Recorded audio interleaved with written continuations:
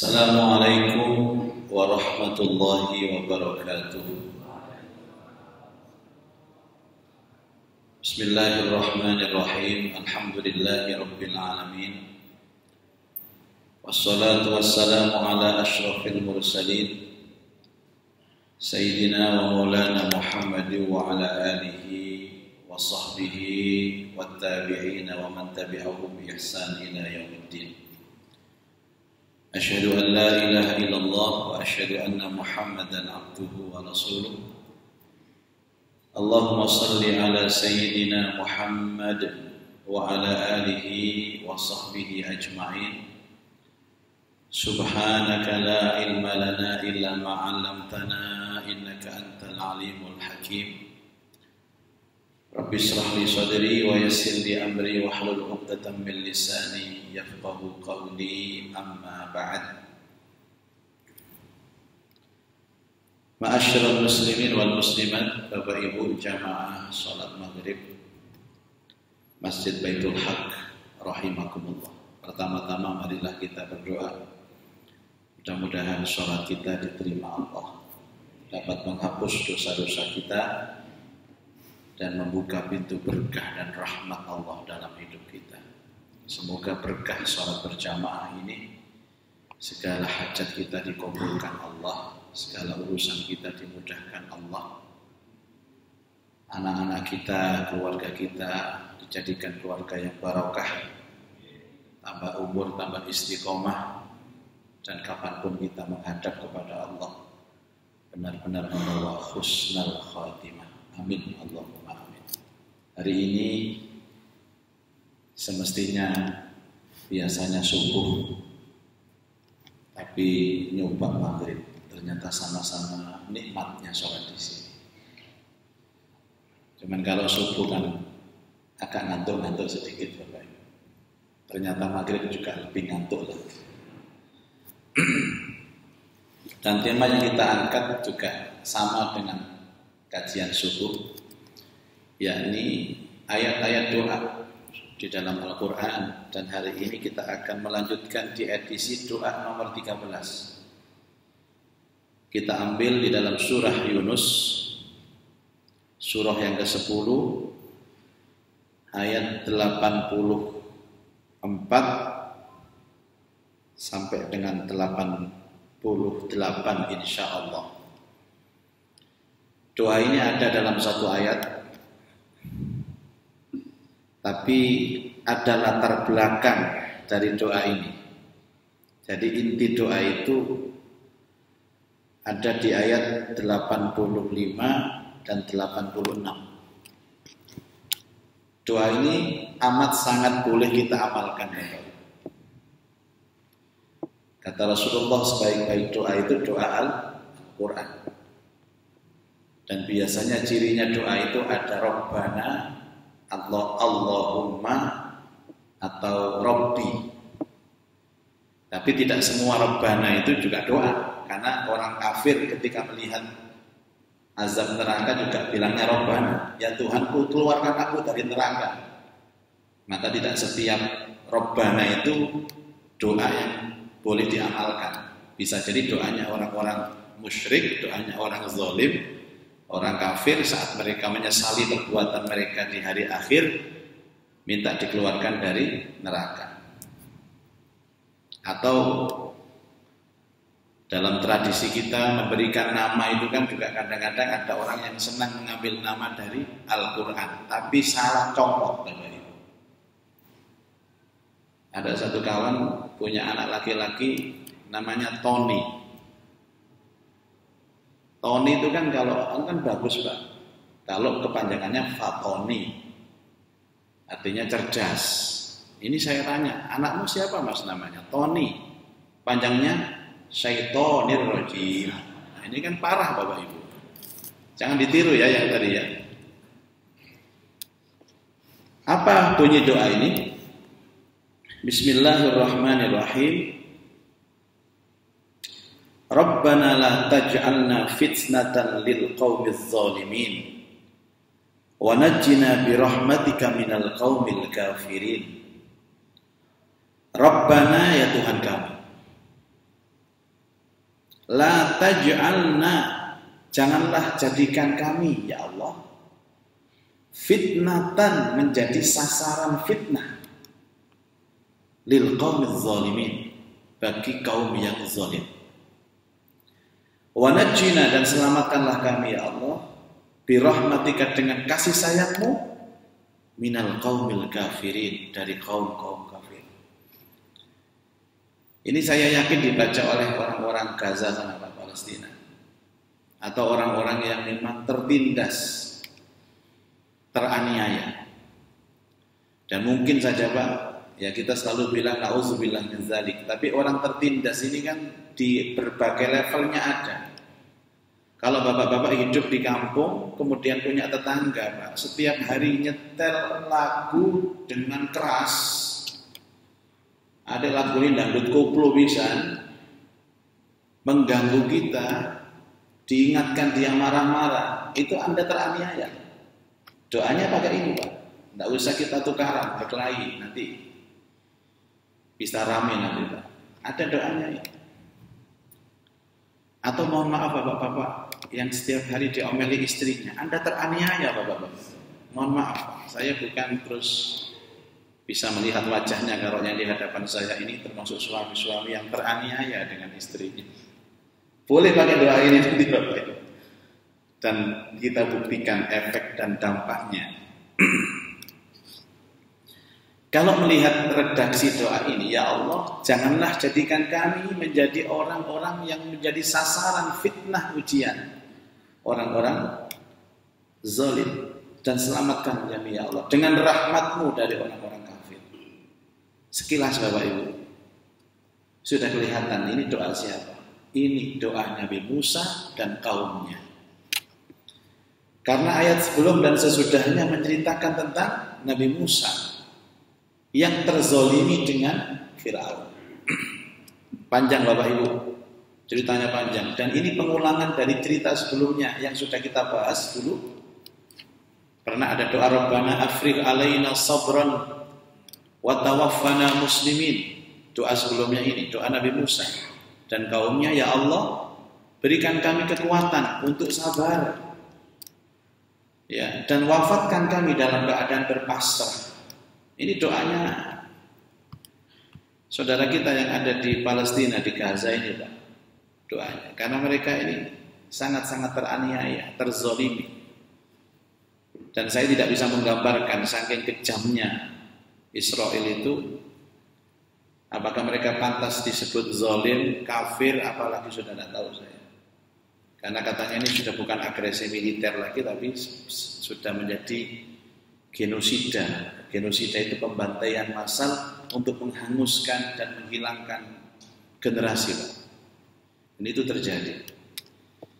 Kalau memang itu militer, tentunya yang diserang, digempur, dibom itu camp militer.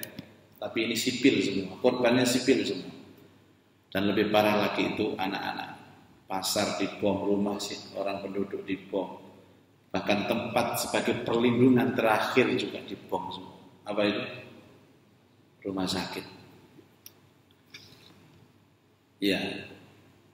Saya ingin bercerita di ayat ini supaya nanti ketika kita berdoa itu mantap Bapak Ibu. Tapi saya minta Bapak Ibu menirukan saya untuk membaca doa ini supaya ada berkahnya. Dan paling tidak nanti Bapak Ibu pulang, dibuka mushafnya, surat Yunus surat 10 ayat 85-86, doa saat teraniaya atau terzolimi. Bapak sebagai seorang anak buah punya pimpinan yang zolim, nah, doakan ini Pak.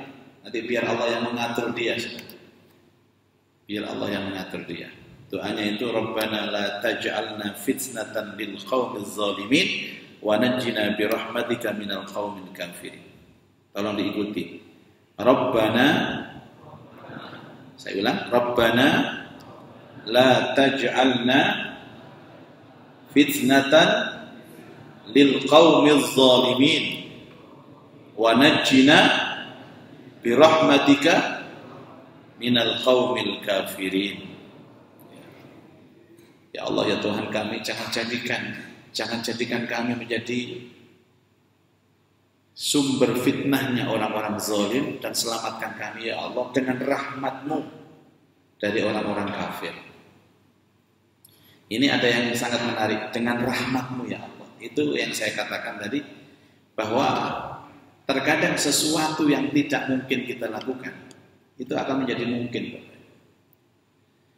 Jadi misalkan begini, biasanya orang-orang yang terzolimi itu, teraniaya itu, selalu ya Pak ya, secara kekuatan fisik, otot pasti lemah. Secara kekuatan finansial itu pasti juga sedikit. Secara kekuatan banyaknya orang, atau kalau kaitannya dengan tentara, itu juga sedikit. Logistik sedikit. Tapi Allah akan memenangkan mereka. Allah akan mengawal mereka. Makanya optimisme bagi seorang yang beriman itu apa? Kan Rasulullah pernah menghibur sahabatnya ketika terancam dari kejaran orang-orang kafir pada waktu hijrah dari Mekah ke Madinah. Idz qala li sahibihi la tahzan innallaha ma'ana. Jangan takut, jangan khawatir, Allah bersama kita. Berapapun jumlah mereka, berapapun kekuatan mereka, berapapun logistik mereka, tapi Allah Maha kuat ya. Allah Maha Jabbar, Allah Maha Qahhar. Tapi instrumen menuju itu harus dengan kalimat la taj'alna fitnatan lil qaumiz zalimin wa najina bi rahmatika minal qaumil kafirin. Saya mengulang-ulang ini agar Bapak Ibu hafal gitu loh Pak. Sudah hafal nggih? Alhamdulillah. Belum Ustaz. Tapi insya Allah next hafal. Karena ini enggak terlalu panjang doanya Bapak Ibu. Kemarin maaf ya Pak, karena ini di masjid saya membatasi untuk berceramah mengarah kepada politik praktis. Tapi karena ada teman saya nanya kepada saya begini, Ustaz, mereka punya kekuatan Ustaz, mereka punya tentara, mereka punya polisi, mereka punya birokrasi, mereka punya uang, kita nggak punya apa-apa kecuali dukungan rakyat Ustaz. Gimana? Sudah baca inilah, la taj'alna fitnatan lil qaumiz zalimin wa najina bi rahmatika minal qaumil kafirin. Beres insyaallah. Terima kasih Ustaz, nanti Ustaz saya usulkan jadi Menteri Agama. Lah, ini sudah gak bahaya. Enggak, dari level manapun Pak, yang namanya hidup itu dianiaya, menganiaya itu sudah bumbunya. Mungkin sekarang yang paling dahsyat ya kejadian Israel Zionis itu dengan Gaza Palestina. Tapi hidup di masyarakat, dalam urusan politik, dalam urusan birokrasi. Maaf Bapak Ibu, dalam urusan dagang itu Bapak Ibu. Bahkan pernah kemarin malam Kak saya didatangi seorang kawan. Jadi dia ini sedang ada masalah mawaris Bapak Ibu, warisan. Dia dizalimi Pak, tapi tidak bisa melawan gitu. Tanahnya diambil sama tajud, Masya Allah. Gimana Ustaz? Di samping kita hasbunallah wa ni'mal wakil, ada doa itu secara spesifik. Ini doa. Dan kaum yang tertindas, yang sering diisyarahkan di dalam Quran itu kaum Nabi Musa, yang bernama Bani Israel, yang hidup pada zaman Fir'aun. Fir'aun yang dimaksud ini itu Raja Mesir ketiga ya Pak, namanya Ramses II. Nanti Bapak Ibu kalau diizinkan Allah datang ke Kairo, coba sempatkan mampir ke Museum Egypt. Saya terakhir kemarin mengawal Ibu Gubernur dalam rangka untuk kerjasama beasiswa untuk mahasiswa Al-Azhar yang dibiayai oleh pemerintah Provinsi Jawa Timur. Semestinya kemarin tanggal 27 saya berangkat Pak ke Mesir, juga langsung kepingin masuk ke Masjidil Aqsa, tapi tarik ulur Bapak Ibu. Ya, katanya beritanya itu buka tutup. Padahal saya sudah isu tiket, sudah booking hotel, tinggal berangkatnya saja. Sempatkan nanti mampir. Itu nanti ada museum mumi, ada 12 mumi, semuanya namanya Ramses.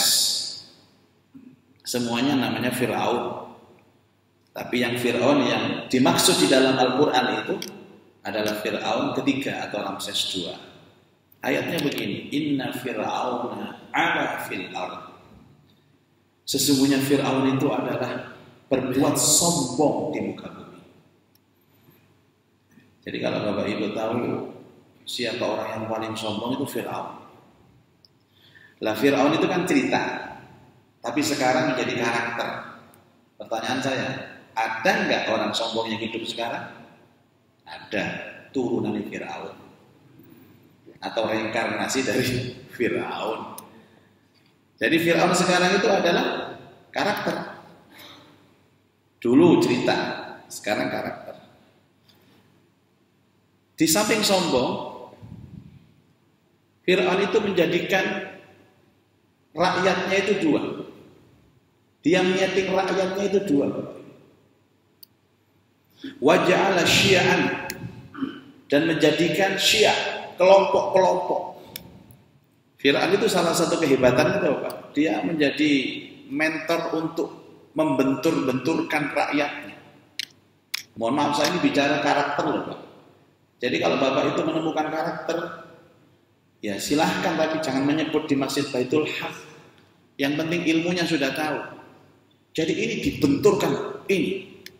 Satunya menzalimi yang satunya. Yastad'ifu ta'ifatan minhum.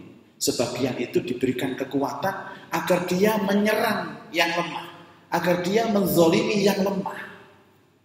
Oh, sudah gitu dia punya menteri Pak yang serba bisa, namanya Haman. Ini menteri semua, ekonomi dia, politik dia, militer dia, digarap kabeh. Akhirnya Hamannya sakit. Enggak, cerita itu sakit dia, betul sakit. Dibawa ke luar negeri. Haman itu. Namanya Haman loh Pak. Memang kenal Bapak Haman? Ini kan cerita Quran kan.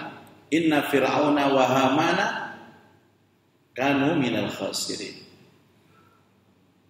Sudah. Haman itu juga dulu cerita Pak, sekarang karakter gitu.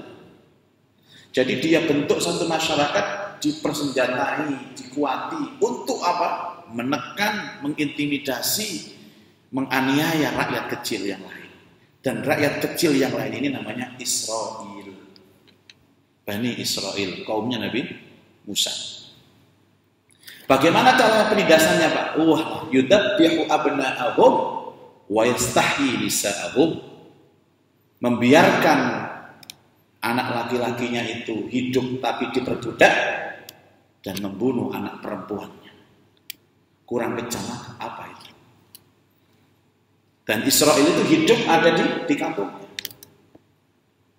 Mereka dia mengangkat petugas-petugas militer, kalau sekarang polisinya dari golongannya. Golongan Fir'aun yang non-Israel Bapak Ibu, dilatih. Dan dari tangan-tangan yang non-Israel ini dia menyerang. Misalkan dalam urusan tanah, kalau nyerobot tanah, bukan Fir'aun yang main Pak, suruh tentara. Jadi tentara didu ambek rakyat itu. Polisi didu ambek rakyat itu. Ini cerita Quran. Tapi sekarang menjadi karakter. Ya believe or not, ini saya bicara ceritanya memang seperti ini. Innahu kana minal mufsidin, sesungguhnya Fir'aun ini adalah perusak di muka bumi. Nah, akhirnya apa Pak? Singkat cerita, justru kaumnya Musa ini dibagi dua Bapak Ibu. Israel ini dibagi dua, Israel yang baik, ada Israel yang tidak baik. Sama kayak kita, masyarakat juga sama. Sama-sama Islam itu ada Islam yang baik, ada Islam yang nggak baik. Ada yang mereka itu mengerti tentang kitab, namanya ahlul kitab. Ahlul kitab pun dibagi dua, ada ahlul kitab yang baik, ada ahlul kitab yang tidak baik. Ada mereka itu yang taat kepada nabinya, taat kepada kitabnya, namanya ummatum muqtasidah. Itu ada dalam Al-Maidah 64. Minhum ummatun muqtasidah. Jadi mereka taat kepada nabinya, taat kepada kitab sucinya. Mereka disebut dengan kaum yang moderat. Tapi itu hanya sedikit, Pak. Kebanyakan apa? Wa katsirum minhum sa'a ma ya'malun. Kebanyakan mereka itu fasik. Apa kefasikannya? Lebih taat kepada pendetanya daripada kitab sucinya. Padahal pendetanya itu keliru. Dan penyakit itu sekarang merajalela di Indonesia. Pokoknya aku melok kiai, pokoknya aku melok ustadz, pokoknya aku melok gus, pokoknya aku melok habib. Nggak di cross check dulu ustadznya, kiainya, habibnya itu cocok apa enggak sama panduan kitab suci. Itu di melok iya. Akhirnya bikin acara sampai malam, larut malam, buyare jam 2, Pak. Isu-isu bunyi jam 7:30. Itu ajaran dari mana? Makanya semoga kita ini ketemu guru-guru yang pijakannya adalah Quran dan Sunnah. Bukan guru-guru yang demi untuk melampiaskan syahwat pribadinya, mencari jamaah yang banyak untuk keuntungan dia, dan dia menjual ayat Allah dengan harga yang murah. Wa yashtaruna bi ayatillahi tsamanan qalila. Nauzubillah. Lah yang menjadi korbannya itu Bapak Ibu, kaumnya Nabi Musa. Sempat kaumnya Nabi Musa itu Pak, Masya Allah, hilang arah. Pertama, karena Nabi Musa harus hijrah dari Mesir. Yang pertama, hijrahnya ke Madian. Ini sebelum diangkat menjadi Nabi. Kenapa kok dia hijrah? Karena habis membunuh orang, kaumnya Fir'aun, kemudian dikejar oleh tentara, mau dibunuh, dia harus lari keluar dari Mesir. Dan mohon petunjuk kepada Allah, akhirnya masuk ke Madian. Disitulah ada drama, ketemu dengan 2 perempuan, 2 gadis yang sedang ambil air di sumur. Dan gadis ini dikalahkan sama laki-laki yang antri juga mengambil air. Akhirnya ditolong sama Nabi Musa, singkat ceritanya. Anak gadis ini berterima kasih dan meminta Nabi Musa untuk ikut ke rumahnya. Awalnya Nabi Musa itu ada di belakang 2 gadis ini Pak. Tapi lama-lama minta supaya Nabi Musa ada di depan. Katanya anak gadis ini 2 ini, loh yang tahu jalannya kan aku Mas ke rumah itu. Nggak apa-apa, yang penting aku di depan. Nanti kamu gampang, tinggal ini belok kanan, belok kiri kan bisa. Karena laki-laki selamanya berjalan, tidak boleh di belakang perempuan. Wong lanang ini Pak, lebih syahwat lihat perempuan dari belakang daripada depan. Ayo saya menulis sih, penting ini. Walaupun sudah pensiun ini penting juga Pak. Ya, kalau dari depan mungkin tahan dia, tapi dari belakang banyak yang nggak tahan. Dan tanda seorang solih yang punya akhlakul karimah, laki-laki ketika rombongan berjalan perempuan, dia selalu ada di depan, bukan di belakang. Makanya soft wanita harus ada di belakang laki-laki. Kecuali kalau semua wanita semua boleh softnya di depan. Akhirnya ketemu dengan Syekhul Madian, siapa? Sesepuhnya Madian namanya Syuaib, yang nantinya menjadi mertuanya Nabi Musa. Kemudian dia kembali ke Mesir. Sekembalinya ke Mesir ini dia mendapati bahwa Israel ini dolimi oleh Fir'aun. Nah kemudian hijrah yang kedua. Hijrah yang kedua ini perjalanan menuju mana? Menuju ke Palestina. Menuju ke Al-Quds yang sekarang mereka sebut dengan Yerusalem. Walaupun pada akhirnya mereka tidak diizinkan Allah masuk dan harus tinggal 40 tahun di perbatasan masuk ke Yerusalem, namanya kota tua, yaitu Jericho. Yang masuk itu hanya 2 orang, yakni Nabi Yusha bin Nun, yang di Al-Quran dalam surah Al-Kahfi disebut seorang pemuda. Wa idh qala Musa li fatahu, ketika Musa berkata kepada muridnya, sang pemuda. Dan Yusha bin Nun ini adalah Nabi, bukan termasuk Nabi 25 itu, yang pernah menahan matahari untuk menaklukkan tentara-tentara perkasa di area Masjidil Aqsa. Nanti ada cerita khusus Bapak Ibu ya. Kalau di masjid seperti ini, apalagi ba'dal maghrib, waktunya kurang Bapak Ibu. Supaya lengkap, tolong diundang di rumah masing-masing. . Bapak Ibu, akhirnya apa? Justru Nabi Musa melihat kaumnya ini ketika diajak untuk ingat Allah semakin mudah di saat mereka tertindas. Jadi sehingga pada suatu ketika Nabi Musa alaihissalam mengatakan wa qala Musa, dan berkatalah Musa, ya qaumi in kuntum amantum billah, wahai kaumku kalau kalian mengaku beriman kepada Allah, fa alaihi tawakkalu, maka berpasrahlah kepadanya.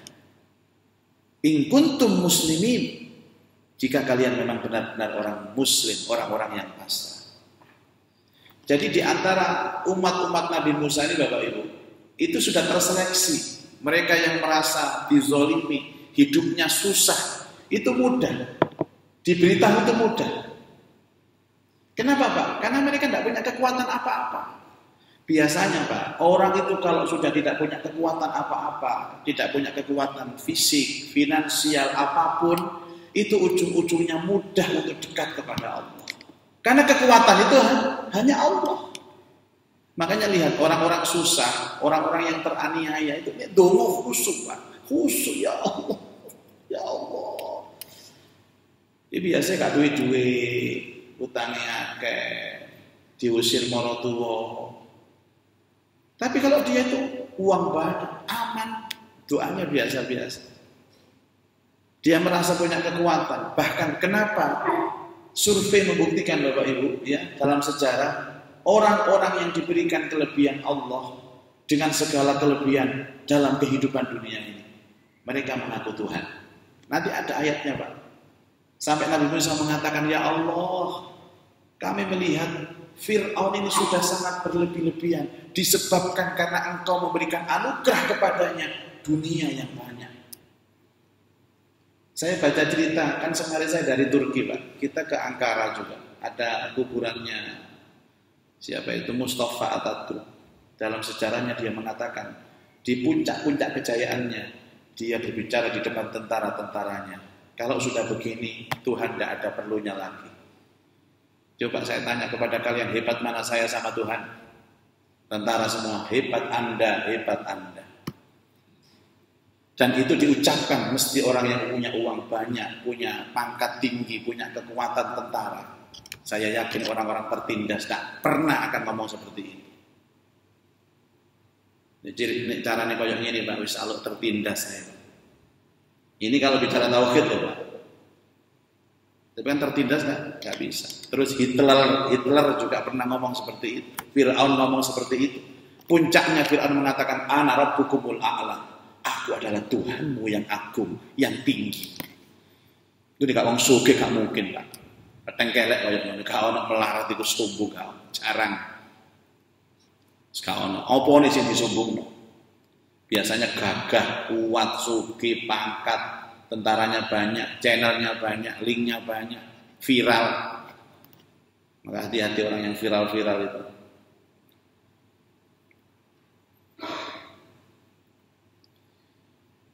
Kalau saya kadang-kadang punya channel gitu Pak, sementang-mentang luar biasa. Saya temannya ini, saya temannya ini. Tapi ada orang yang punya kekuatan begitu, tapi Masya Allah, tawaduknya luar biasa. Saya pernah dengan seorang pejabat di Jawa Timur ini. Dia orang yang punya pengaruh sebenarnya. Tapi dia tidak pernah memakai fasilitas VIP room di bandara. Dia antri bersama kita, antri. Tidak apa-apa Ustaz, antri aja. Kemudian naik pesawat juga tidak mau yang business class. Sama ajudannya tidak mau dia. Sudah biasa-biasa aja. Kita ini biasa-biasa aja. Itu biasanya orang yang setiap harokah atau pergerakannya itu selalu tafakur terus. Jadi tidak sampai apa yang melekat pada dirinya itu mempengaruhi karakter dan wataknya. Dia titisannya Nabi Sulaiman. Tambah sugih, tambah tawadhu, tambah sugih, tambah rendah hati. Ada itu. Rata-rata jamaah Baitul Haq ketitang perme itu ya kayak gitu-gitu itu. Bien, lagi pensiun sama. Ya, ini fenomena kehidupan. Kalau kalian beriman kepada Allah, pasrah. pasrah. Dan jangan hanya pasrah, coba ucapkan Rabbana la taj'alna fitnatan lil qaumil zalimin wa najjina bi rahmatika minal qaumil kafirin. Akhirnya Nabi Musa ini diberikan tempat di Mesir. Ya. Kemudian mendapatkan wahyu dan diperintahkan untuk datang kepada Firaun yang waktu itu berkuasa dan jaya-jayanya itu. Nabi Musa ini bingung Bapak Ibu. Karena karakternya Pak, kalau ngomong itu nggak bisa lancar Pak. Padahal orang menasihati itu kan butuh teknik retorika. Ini nggak bisa ngomong Pak Firaun itu. Nek ngomong tuh besosol kecepatan. Kan ada orang itu yang begitu. Tetap nggak jelas. Nggak jelas. Sampai akhirnya ketika diperintahkan untuk menasihati Fir'aun, beliau mengatakan kepada ya Allah, bagaimana mungkin saya akan menghadapi Fir'aun sementara saya tidak bisa ngomong. Ya, saya tidak punya pasukan. Sudah kamu berangkat. Faqula lahu qawlan layyinan la'allahu yatadzakkaru aw yakhsha. Sudah berangkat saja. Karena yang merintahkan itu Allah, keyakinan itu muncul, kekuatan itu muncul. Tapi syariatnya Pak, ya dengan bahasa apa nanti? Akhirnya berdoa kepada Allah dengan doa yang sangat terkenal. Kita belum bahas itu Pak. Tapi karena ini berkaitan, doanya Rabbis shrahli sadri wa yassirli amri wahlul 'uqdatam min lisani yafqahu qawli waj'alli waziran min ahli Harun akhi. Rabbis shrahli sadri, ya Allah lapangkan dada. Orang itu kalau sudah lapang dadanya, tenang hatinya, itu ngomong enak. Wa yassirli amri, mudahkan urusanku. Urusannya apa? Ya mau menasihati Firaun. Wahlul 'uqdatam min lisani, lepaskan ya Allah uqdah. Uqdah itu apa? Ikatan, belenggu yang bikin saya nggak bisa ngomong enak ini. Lepaskan ya Allah. Yafqahu qawli, jadikan setiap kata-kataku ini bisa dipahami oleh mereka, oleh Fir'aun dan kaumnya. Dan satu hal itu, waj'alni waziran min ahli, ya Allah tolong jadikan aku asisten, jadikan aku ajudan, juru bicara misalnya Bapak. Siapa? Harun akhi, yaitu Harun saudaraku. Jadi sebenarnya Harun ini asalnya nggak nabi Pak, tapi karena diminta Nabi Musa jadi nabi. Makanya Harun ini disebut nabi atas rekomendasi Nabi Musa. Boleh. Kiai juga boleh direkomendasi, itu bagus loh Pak, undang aja itu Pak Ustaz itu, direkomendasi namanya Pak. Akhirnya diangkat menjadi nabi. Sampai akhirnya lepas dari Fir'aun. Ini ayat ini Pak terus berlangsung, terakhir sampai mujadalah perdebatan antara Nabi Musa dengan Fir'aun, sampai seluruh tukang sihir Fir'aun itu kemudian menyatakan beriman kepada Nabi Allah Musa alaihissalam. Dan akhirnya puncaknya dikejar sampai di tengah Laut Merah. Itu nanti sampai dengan ayat yang ke-93, 94 yang menyatakan tentang tenggelamnya Fir'aun di Laut Merah. Bapak Ibu, jadi kalau kita runtut di antara cerita yang di tengahnya ada kalimat doa ini Bapak Ibu, maka apa jawabannya? Jangan main-main dengan doa ini. Ya, jangan main-main dengan doa. Kalau saya bilang memang bondonya Musa ini ya doa, tidak ada lagi. Selain doa Rabbi shrahli sadri, ada Rabbana afriq alaina sabra, juga Rabbana la taj'alna fitnatan lil ladzina dzalamu. Bapak Ibu sekalian, ini doa dari Nabi Musa dan kaumnya. Ada hadis Nabi SAW tentang doa orang yang teraniaya. Ittaqu da'watal mazlum, takutlah kalian dengan doa orang-orang yang teraniaya, karena tidak ada jarak antara dia dengan Allah. orang-orang teraniaya. Dan kalau dia beriman, apalagi dia soleh, kalau sudah mengangkat tangan mohon kepada Allah, sudah. Tidak ada hijab antara dia dengan Allah. Ini juga warning kepada orang-orang yang suka menganiaya. Kalau orang menganiaya ini kan tidak bisa dilupakan. Karena tidak bisa dilupakan, makanya disebut hakul adab. Apa hakul adab? Hak antara sesama anak Adam. Dan ini harus diselesaikan, ini harus dituntaskan. Ini sekedar cerita Bapak Ibu. Beberapa hari yang lalu ada saudara kami yang sakit. Sebenarnya oleh dokter ini sudah didiagnosa dia ini sudah tidak bisa bertahan lama. Organ-organnya ini sudah tidak berfungsi lagi. Dan keluarganya ini sudah tanda tangan, sudah pasrah kepada dokter. Kalau misalkan kemarin gitu Pak, kemarin itu nggak dibawa pulang ya, mau dibawa pulang silakan, artinya tidak ada harapan. Cuma susah Bapak Ibu, nggak mati-mati. Jadi nazak terus, berhari-hari itu nazak. Kasihan lah melihatnya itu. Tapi kemarin akhirnya beliau wafat. Akhirnya kemudian saya dimintai pertimbangan. Gimana Pak? Doakan Pak. Oke. Padahal kita sudah tiap hari berdoa, bahkan baca Yasin juga kan, sunnahnya baca Yasin. Dan biasanya orang seperti itu dibacakan Yasin cepat berangkat Bapak Ibu. Ya. Akhirnya kita kumpulkan istrinya, anak-anaknya. Coba cari, mungkin ada sesuatu yang orang lain ini nggak terima dengan dia. Atau pernah berbuat aniaya sampai orang lain ini nggak ridho sama dia. Coba diingat-ingat. Kalau sudah begitu nanti anaknya datang ke dia. Untuk menyelesaikan masalah hakul adab. Sudah satu hari ini PR Anda semua ini hanya ini. Sudah dicari semua. Ternyata Masya Allah ketemu Bapak Ibu. Ketemu. Dan itu bukan orang lain Bapak Ibu. Itu mertuanya sendiri. Makanya dari awal sakit itu tidak pernah berkunjung mertuanya. Mertuanya itu pernah sakit hati atas kata-katanya. Ada yang cerita itu. Akhirnya kemudian salah satu anaknya itu berangkat. Ya otomatis itu neneknya sendiri. Nangis, minta ridho, minta apa segala macam. Setelah itu ya sudah, saya ridho.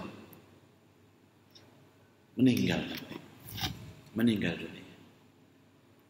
Ini kan bukan cerita yang sebenarnya ini saja Pak, sering terjadi. Termasuk Alqamah itu, tahu Alqamah ya? Alqamah itu sahabat Nabi Shallallahu Alaihi Wasallam. Dan bukan sahabat kaleng-kaleng Pak ini Pak. Ini ahli ibadah. Alqamah itu puasa, ahli sholat sunnah, ahli berjuang bersama Rasulullah. Ahlul masjid juga Bapak Ibu. Tapi menyakiti ibunya. Karena lebih sayang kepada istrinya. Maka ini beban berat bagi para suami ini Pak. Kadang-kadang awalnya itu gak menyakiti ibunya, tapi atas dorongan istrinya akhirnya menyakiti. Yang mentalkin itu Rasulullah Pak. Kurang apa Rasulullah yang mentalkin? Qul la ilaha illallah, tidak bisa ngomong dia. Megap. Qul la ilaha illallah, tidak bisa ngomong. Akhirnya Rasulullah menyuruh Bilal, apakah dia masih punya ibu? Punya Nabi. Coba ibunya suruh ke sini. Itu baru tahu Nabi. Kalau ibunya mangkel itu sakit hati Pak. Bilal datang ke sana, anak ibu sedang sekarat, nazar. Ibu diminta Rasulullah ke sana, enggak mau saya. Datang sama Nabi, enggak mau Nabi tanya, enggak maunya alasannya apa? Balik lagi bilang, ibu enggak mau kenapa ya Bu? Saya sudah sakit hati sama Alqamah. Ibarat sekarang itu, dia sudah saya pecat jadi anak kandung saya. Saya sakit hati saya sudah. Kata-katanya itu menyakiti saya. Disebabkan karena istrinya itu sudah. Balik lagi Bilal Pak. Kata Rasulullah, gimana ini sudah? Bilang sama ibunya. Kalau tidak, saya yang akan datang ke sana. Sampai Rasulullah sendiri yang datang ke rumah ibunya. Bilal nggak mempan loh, bojo ibunya. Ternyata Rasulullah nggak digubris juga, saking lorone hati loh. Baru Bapak Ibu, Rasulullah ini juga mempunyai cara Pak, supaya ibunya mau ridho sama dia. Ibu mohon maaf, saya terpaksa harus membakar anak ibu hidup-hidup sampai dia mati. Ketika kalimat mau dibakar itu Pak, ibunya nangis. Ya Rasulullah, raditu bih, aku meridhoi dia. Langsung berangkat, meninggal dunia. Ini kan saya membahas masalah orang yang menzalimi dan dizalimi. Bagaimana mungkin orang itu yang merampas haknya orang banyak, merampas tanahnya orang banyak, merampas, Masya Allah. Bagaimana nanti urusannya itu? Mungkin cerita itu tidak sama kondisinya, tapi pasti tragis. Lebih memilukan daripada orang yang sekedar meninggalkan sholat, yang akhirnya dia bertobat dengan taubatan nasuha, selesai Bapak Ibu. Makanya saya wanti-wanti kawan-kawan itu kalau sudah urusan warisan, ngalau gak apa-apa wis. Harta waris itu panas, jok diterusno. Dia mengani sama gak tenang, akhir hidupnya anak-anak sama gak tenang. Nanti dikasih rezeki sama Allah. Hati-hati Bapak Ibu. Tapi saya sakit, lebih sakit itu Bapak Ibu. Ini yang dikhawatirkan karena ini doanya orang-orang yang terzalimi.